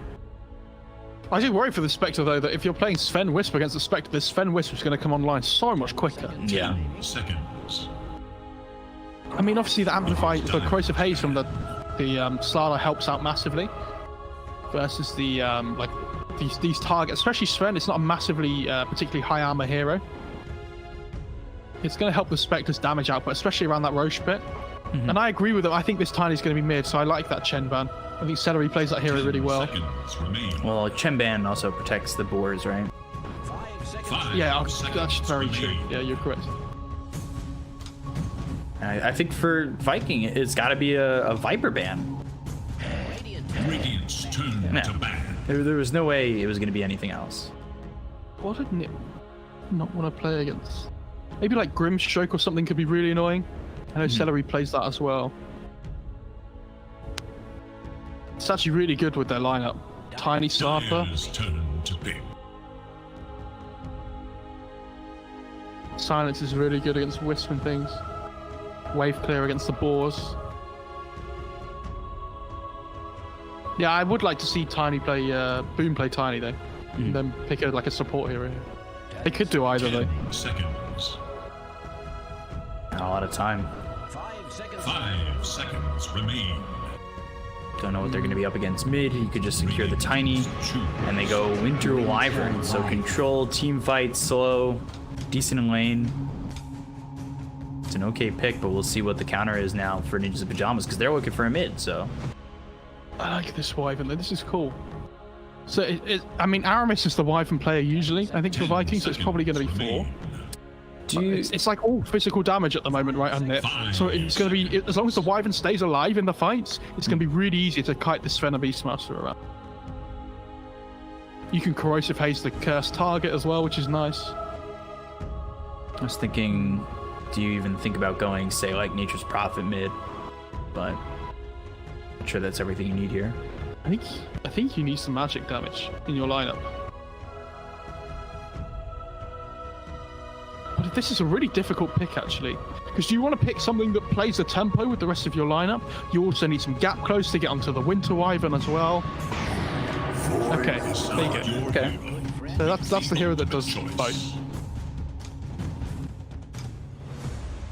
I like this lineup, but I like Viking. I think, yeah, I feel like in the first series where we saw it's more of one-sided drafts potentially. I think this series is a lot closer. How much? I think if this Sven has a good start to the game, they could with it. But you know, Shad is very good at the Spectre hero. Boom's very good at Tiny. I mean, I think Viking have got very comfort picks for them. But then so have Nip. So it should be interesting to see. I kind of like this Sven Wisp. I'm a big fan of it, but I wonder. I just wonder if it's going to be enough. Like, it seems like there's so much control on Viking. They can make a lot of space for the Spectre. I don't know. I don't think they have great lockdown for the Void Spirit though either. Yeah, you can either do one or the other, right? I think their side lane should be really strong on it, both of them. I think this Rubik Beastmaster should do really well. I think the Io Sven should do fine. And the other big thing for me this game is that they have the capability to farm Ancients on Nip, and Viking don't, really. I guess you can use Corrosive Haze to slowly take them down, but it's not the same thing, right? It's having this Wisp Sven. Yeah. So Nip need to make sure they gain that advantage in the game by using this Ancients properly. And if they can get their first Roche at a decent timing, I think they're just ready to go. The key hero for me this whole game, though, is Wyvern. Because if Wyvern survives the fights, so that Sven and Beastmaster really... I think Nip will struggle overall. If Wyvern dies straight away, I think Nip can just run through them, like, just as a whole unit. Prepare yourselves for the main event. We'll have to see. Who's gonna take it? I really do like the Sven Wisp combo. I'm interested to see if they can pull it off. It's not one that's like horribly difficult to get going. Yeah, I've not seen this Sven against Slardar matchup too much before, but I'm pretty sure the Slardar does relatively well. Same. So I think they should be fine, but because I think you just like shove the lane out eventually right on the Sven and then just like go to jungle and farm. 30 seconds and counting. Is this on? Charlie on this Sven. With Misha on the Wisp. He's actually started with a Sage's Mask on the Beastmaster. So Yeah, he's going to be able to get that really early necro. I I don't think I've seen people start with it before, though. Yeah, I was gonna say I think I have in They the trained Americas hard region. to get here. It's time now for the final fight. How does this mid I mean, matchup just- go for Supreme, by the way? Good question. I mean, I think Tiny is really good in a lot of matchups, but I feel like they just trade farm, honestly. Like the voice switch should just be able to secure CS. But like he has resonant pulse as well, which innately is such a strong laning ability. Like it does damage, it stops you taking as much damage. But this Tiny hero has, really good damage himself. So Look out for fallen rock!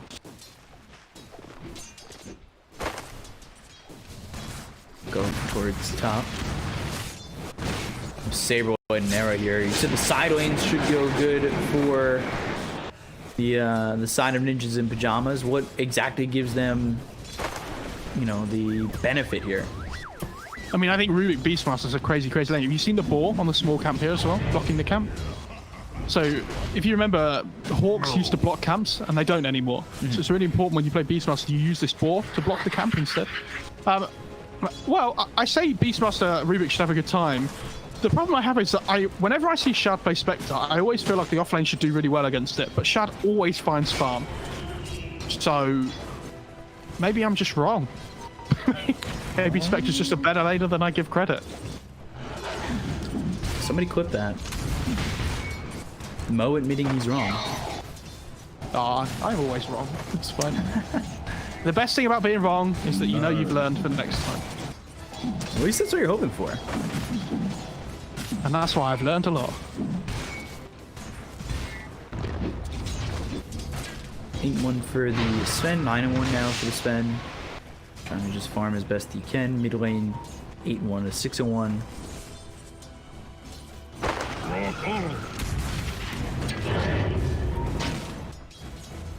We'll That's see. pretty even across the board. Yeah, so far pretty even. I'm trying to look at who's got the level 2 potential or level 3 potential in going in for these exchanges. I mean, Dak has a strong ability, but normally when we see these Snapfire lanes, if they have like another hero with nukes at the level 2 mark, they're really strong. But it's not really how they play this lane.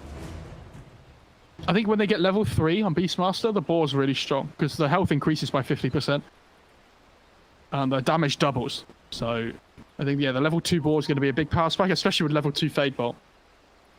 Big damage jump for ninjas. He's going to have the bottle really soon on Void Spirit. Tiny actually going for the bottle rush instead of bringing out the Sal first. I think we saw that in a previous game, right?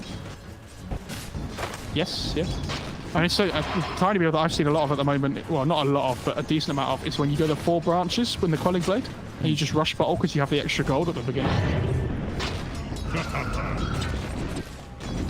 I think we saw the first game of the day. It was the strain of the bottle Tiny.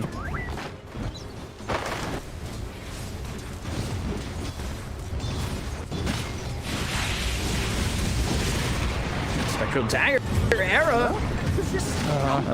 One turn for telekinesis? That's not worth. I have no idea why he was trying to trade hits there. That was pretty insane. They killed the boar as well. More XP in their hands. Yeah, good start for Viking.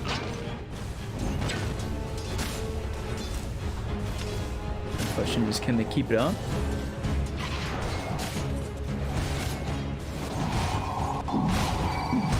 There's a big creep wave coming towards Shadow. He has to be careful.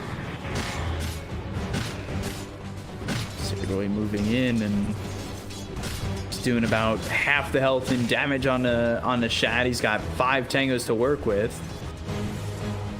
Solari's actually got just the Fairy Fire. And then the 4-minute power rune. Let's see who controls it. You've got Arrow waiting by the Roche pit. He'll go into the pit.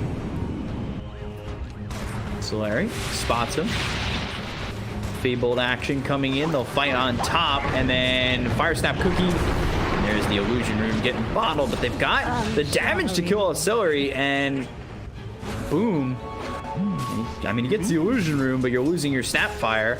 Era gets the kill. It would have been a little bit better for Ninjas in Pyjamas if Supreme got that one.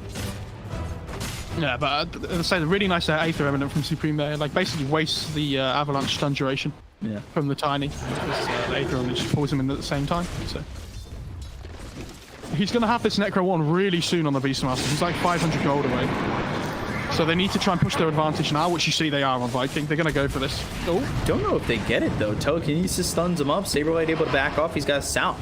Meanwhile, Void Spirit getting low over mid. And so is the Sven. Jeez. but it's important they try and push their advantage though that lane at the same time. Yeah, and as you say, yeah, both this mid and bot lane getting really low. So he's going to wait for the bounty rune on the Tiny. This is really nice from him. What have we here? That should help. Steals it away, and now Boom's going to try and make a rotation here. They see him with the Hawk Claw. Deny. He comes over. Era spots it. Boom now. Will he stay up towards top or will he go back? Going back, wasting a lot of time. Supreme back into the lane and looking to farm. I mean, if they didn't see him with the Hawk Claw, it probably results in a kill. So Yeah. it's kind of by Saberlight at the same time, heads up play that he understands his Tiny's missing from the lane. He's probably going to check the runes. It's 200 gold until the Necro, but he's almost at that level 5 as well. Going on a Boom. Aether Remnant pulls him in. Supreme now with the Resonant Pulse. Dissimulate looking for Boom. Does have the Astral Step and a couple of Botto charges. He's slowed up. And for a second, it looks like they chase. They might even just continue. But here comes Era, as well as this Wisp of Misha. 6-minute rune. Ends up bottom. It's a regen rune. That's a good one to get. Bottle it up. That's really good. Probably the best one to get. And what level's the Sven here as well? They haven't started stacking Ancients either. Okay. He's getting Midas on the Sven as well, which is interesting. Well, he's got Treads coming out first.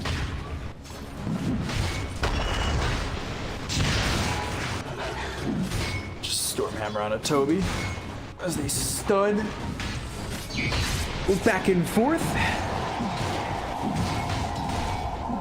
And the Wyvern's trying to make a play top here. Void within. Void Spirit's coming in. Yeah, this could be really problematic for the side of Vikings if they're not too careful to simulate right on the Shad. And has Aether Remnant in just a second. Boom comes over. 4 heroes, Avalanche toss, Aether Remnant locks it, Snapfire. Saberlight also has to sit pretty far back.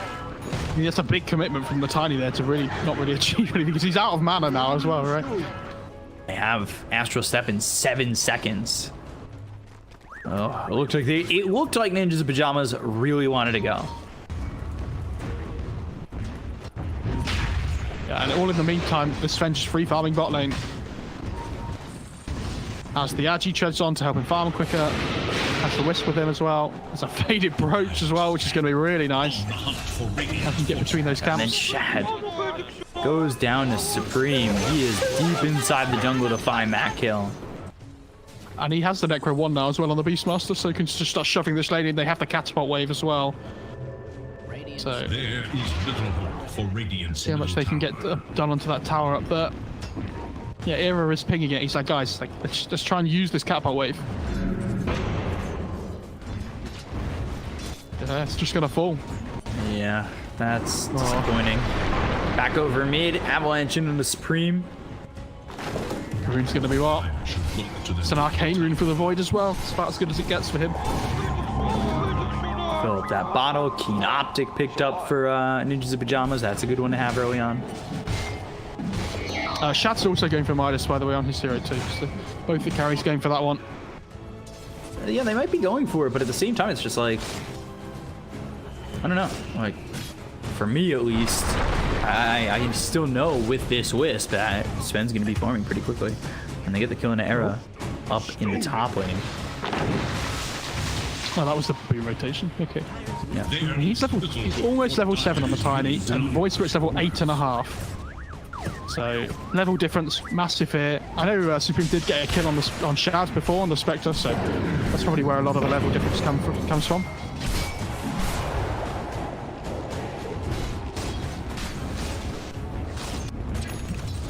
Shad farming in the mid lane now. Saberlight, like we said, has that Necrobook level 1.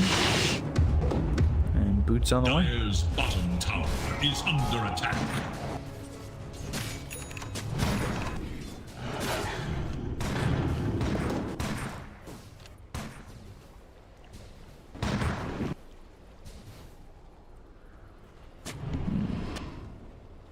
They really want to use the Raw here. I think on the Beastmaster to try and find something, but I restore. Boom's just sitting up top, and they have a Hawk that spotted him coming Meanwhile, over. Shad in trouble. Supreme doing a lot of damage here. The question is, does he want to command? He's got another Astral Step to work with and a Dissimulate.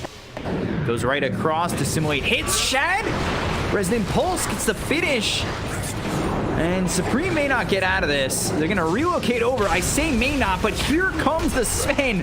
First hit bash. Slithering Crush comes through. But Supreme survives, and you can just relocate out. Oh, he's not out. Oh, do you get hit with that avalanche? Yeah. Is under attack. Eighth Remnant.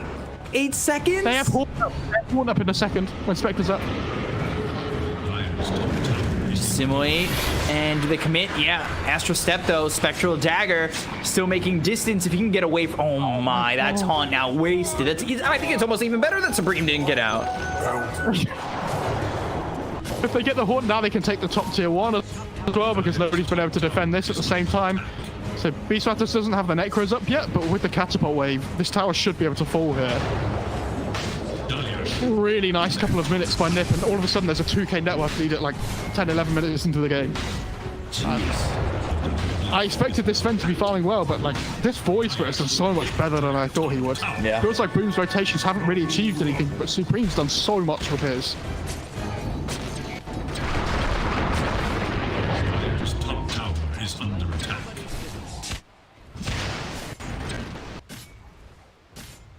Sven. Top of the net worth now. Sanjin Yasha, first build. And you're going to see how quickly he can just farm on this Sven with the help from Misha. And there is one ancient stack at the moment as well, which I like to see, but would have potentially liked to have seen more. I honestly don't think they can do anything on Vikings until they have this Haunt back up again. Or unless they have Tiny Blink. What's Slardar got coming? He has drums, right, okay. Dire's top tower is under attack. I guess the question becomes, is that enough? Dire's 3 stacks? No, 2 stacks still. They're stacking it again. This is what I wanted to see.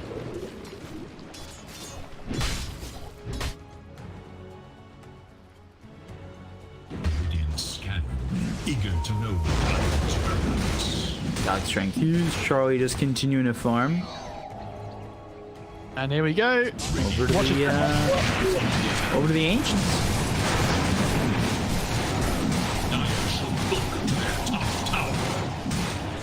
Flies up by 600.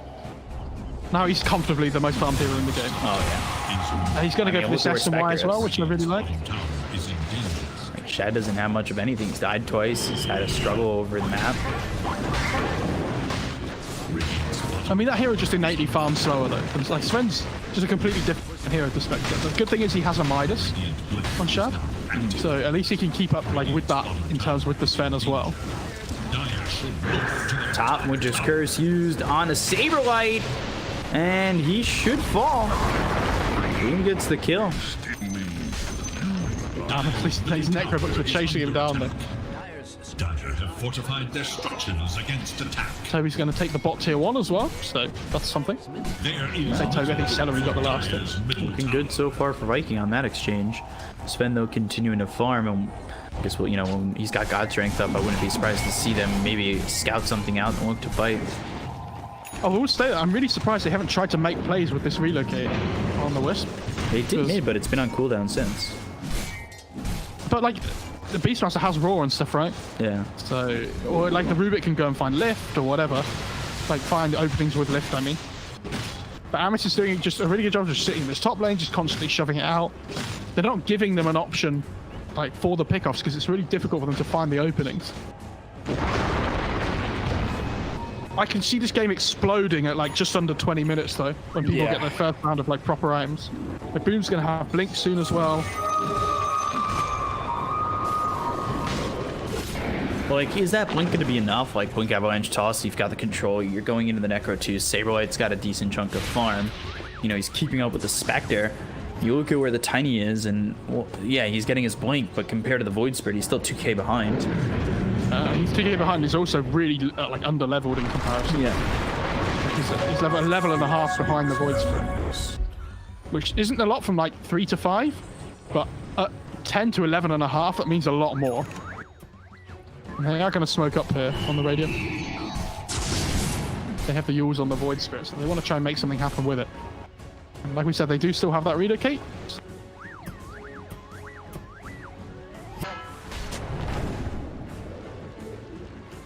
Saberlight just setting up inside. They know they're going to want to play for the bouncy rune, so they're going for that. Ooh, Astral Step over bottom. Aether Remnant misses, but now they've got the telekinesis. They're going to relocate over, get the kill into Toby. Dire to their top tower. Is that all they'll go for? Yeah. It's a slow-paced game, so if you use your skills to get a kill, why not? Yeah.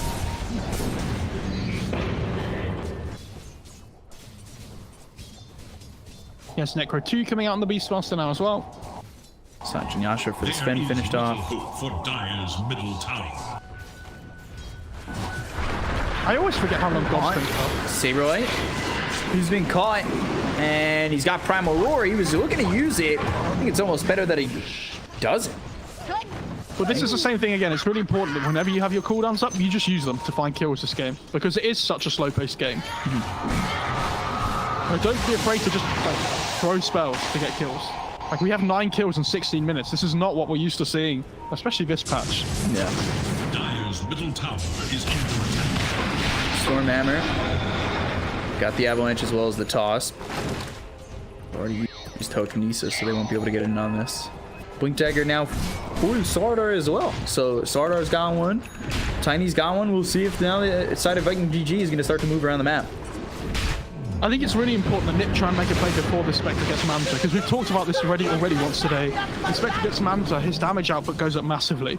So you really want to try and hit him before that timing comes. There is little And he's got his hope Yasha for finished Dire's already, so he is, middle tower. working his way there. But if you look at the Sven's net worth, I mean, Charlie is still comfortably the most farmed hero on the map. Numerous Kisses, Avalanche on a Saberlight. They're chasing. I don't know how long you want to really chase on this. He's got Primal Roar. He'll use it. Question is, does anybody come over? They've got themselves the Astral Step. They'll get the kill on a boom. Misha ends up dead, though. Yeah, they used the curse in the mid lane, I think, next to the Sven. Like, they were trying to relocate in. He popped God Strength on the Sven, ready for the fight top. And then And he just got destroyed cursed his on the way. way. And Misha was like, oh, okay. Sardar in on this. Stormhammer use. Steals the Corrosive Haze. They need to kill Era. They can't let him get away with that. This is really good from Viking, but like, they're finding these openings. The bad sad thing is Boom does die top, obviously, so like, he's got this blink, but he doesn't really be able to achieve anything with it.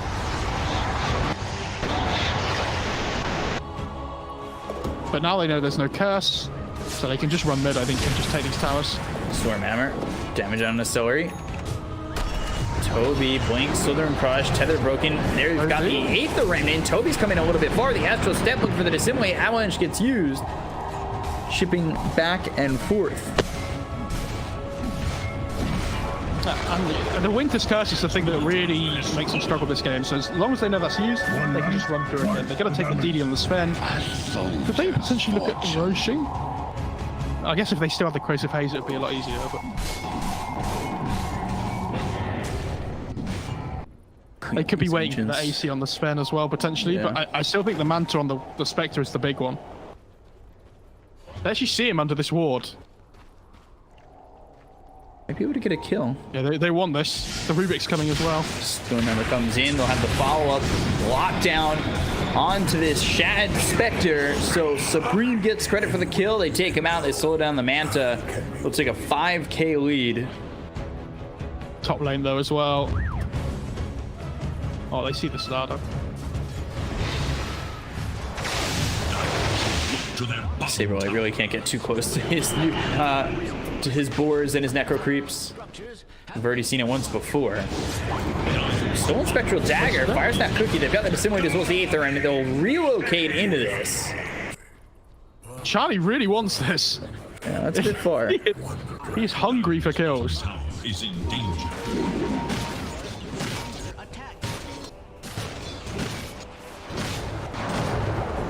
So Blink. Ooh, misses the Slithering Crush. God Strength gets used. Now they've got the Haunt coming in. They look over at the Sword Art. Can they get Toby? They get the kill in air. They lose themselves the Rubik. It's going to be a 1-for-1 so far. First snap Cookie right on top of Charlie. They get the kill in the Sven. Now they stop the TP out with the Winter's Curse. Saberlight chased down. No mana left. Scatter Blast. The Avalanche as well as the Toss. Very good fight from Viking GG. Oh, they Midas the Necro Creep as well. That's nice. Big amount of XP. Yeah, the fact that Spectre can use Haunt like that just before he gets Manta, he was so far away before that fight. All of a sudden he gets a big kill. A couple of big kills, and then that's it. He's almost there now. Bounty. I'm really surprised they didn't try and go Roche sooner on Radiant side. I feel like they have the power with their lineup, with the Beastmaster, From the void. with the attack speed, and the Sven with God Strength, or like that DD he took before.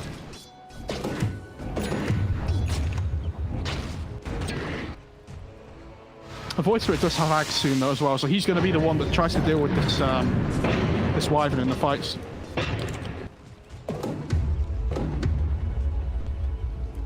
Nether Shaw.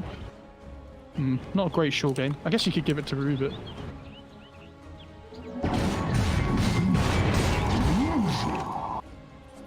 And there's the Manta. Now we'll see what they can do now that they've got this Manta on the Spectre. I mean, we've seen these leads don't matter a huge amount if they don't make the plays with it from last game, right? So they have this massive lead on Nip at the moment, but they're not gaining anything from it off the map at the moment, right? And Boom is like starting to fall behind, which is a bit of a shame. I think he's got Echo Saber coming out with Courier now, which is nice. But I think they have to use this Axe on the Void Spirit to really make something happen here. We've yet to really see anything from Saberlight, to be honest. Like, he's been shoving in this top lane constantly, but they haven't played around him at all. He's got the Blink Dagger now, though. And you see Viking at the moment, they're so scared because they know that Nip are probably going to be hitting this massive power spike with the Axe.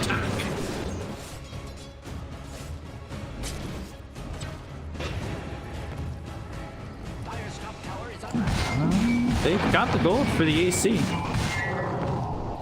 So they'll have the AC, they'll have the Blink Dagger, Ags picked with the Supreme Void Spirit.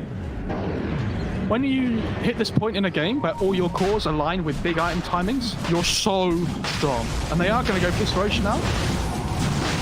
But they're doing it now that they're all alive. On Viking, right? They're not going for a pickup or anything first, they're just Avalanche, forcing them. Toss, Supreme. Now, oh my god, they've caught Boom. And they just take him out so quickly. You need to be careful about how they set up when they go for this Aegis, because there could be a blink in. Like, they need to really... They're doing it right, I think. Banning out, stopping anybody who can blink in and get right on top of them as they get the kill into the Roche. I love what Era's doing here. They know that somebody wants to push in this top lane, so they're waiting for Toby to show. Radiant's bottom tower is under attack. Has that ever been cause for celebration? Now they're going to try and pressure this top tier 2, I imagine. They don't have God Strength yet, so they might wait a little bit, actually. Misha's like, Time to can we farm. please... Ooh, oh, they're going to relocate. relocate, What? just bottom farming. Oh, okay. Yeah, they're just shoving out lanes. I respect that. I thought it was going to be something way more exciting, but it just wasn't. I mean, level 3, you'll see that a lot, I feel like. Oh. Supreme dead to Aramis using that Winter's Curse. Yeah, I completely missed that, I'll be honest. I hope the ult saw it.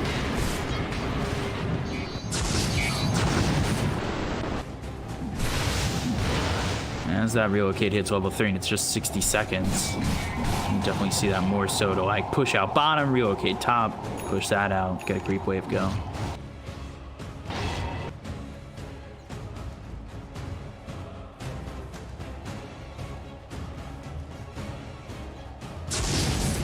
Lead. God Strength back up. And they've got this Blink Dagger on Saberlight, so yeah, they definitely have the ability to take a fight. They've also smoked up on the side of Viking GG. They have no Push curse. through so- mid, Toby gets spotted, Corrosive Haze. It's the same thing as before. They know curse is down, so they really want to make something happen.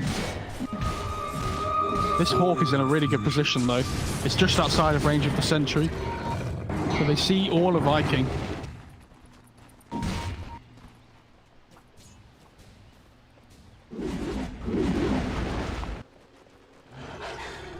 they're just gonna go to the high ground. Again, it feels like they're the ones forcing the fight. Wow, they saw them under the Hawk, so they know they're not here. Yeah. Dire structures are fortified.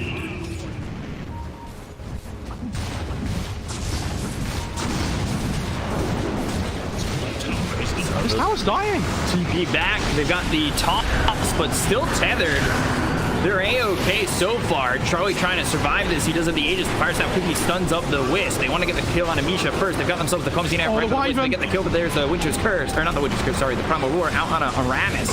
Dashes out on a Saberlight. They get the kill, but they end up losing Boom. Stormhammer, still the Aegis. Mortimer's Kiss is coming through. Toby ends up dead. They get the Aegis, but what more can they get? I mean, they got the boom buyback here. This is Toss. massive.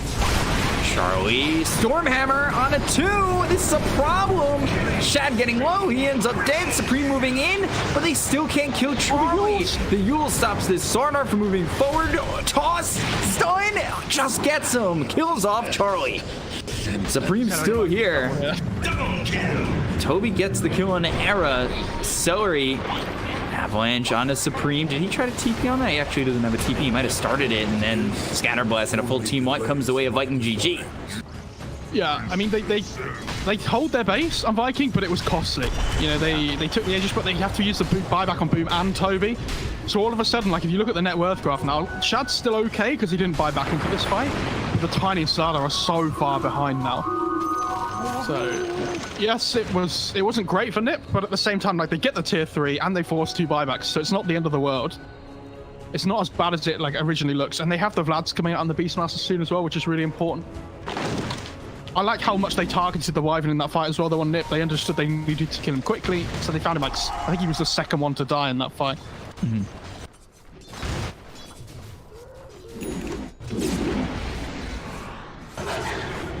But the Spectre is getting stronger and stronger. The question is it enough? Because I feel like you take one good fight more on the side of Ninja Pyjamas, especially with the buybacks down on the Tiny as well as the Slardar, and you can't really hold as well. Yeah, they have a 10-second BKB on the Sven as well, so it's going to be so much harder to control him now. They obviously still have the Corrosive Haze, which helps their physical damage. But yeah, in terms of like the rest of their lineup, you're not going to be able to curse the Sven in that BKB. Like the Tiny's damage won't matter. It's only really the Slardar that can offer control with the Bash. When I say you can't curse the Sven in BKB, what I mean is you obviously don't want to curse the Sven himself. You might have to just get through his BKB duration, but you can't like curse the Wisp, for example, like while the Sven's BKB'd, which is what you really want to do, because obviously only affects. It doesn't affect you if you're BKB'd, like, on the surrounding targets. And they're just going to run at them again. Stormhammer dispels, has it, of course, level 19. Tower is under attack. About to hit that level 20 mark. And they're going to go for this Rax. Again, and they might be in some trouble if they end up losing their Slardar, and yeah, he just bought back. He ends up dead. He's gone for 95 seconds. They look over at Boom. Boom's controlled. They have the Winter's Curse for just a second, and now Charlie with the BKB to go after this Tiny. They've got the Primal Roar. They're keeping locked down. They get the kill on the 2. They buy back on the Rubik as well as the Wisp. Back into the tether. Now they find themselves Shad. Shad, one shot from God. He ends up dead. No buyback on all 3. Oh, wow, dear. I think they're lucky because their tier 2s are up and tier 1 bottom, but I think they're thinking 4s. They know that they bought back on these heroes. They kill Aramis, and yeah, they're going for the 4s. No way. Ninjas in Pyjamas. I'm really surprised they're going for the win. Going for the win, and they really might just pull off the upset. Fire Snap Cookie, tether in, Charlie okay, Stormhammer comes through, they get the kill on a Celery. He buys back immediately, the last 2 4 will fall. Now the Ancient exposed, and they're just gonna go for it. They're gonna go for the win and go for the 2-0. They got Supreme, Misha, and Era. Misha looking for the high 5. They kill Celery. GG is called by Viking GG, and Ninjas in Pyjamas, after pulling an upset in game 1, complete the 2-0 upset over Viking GG.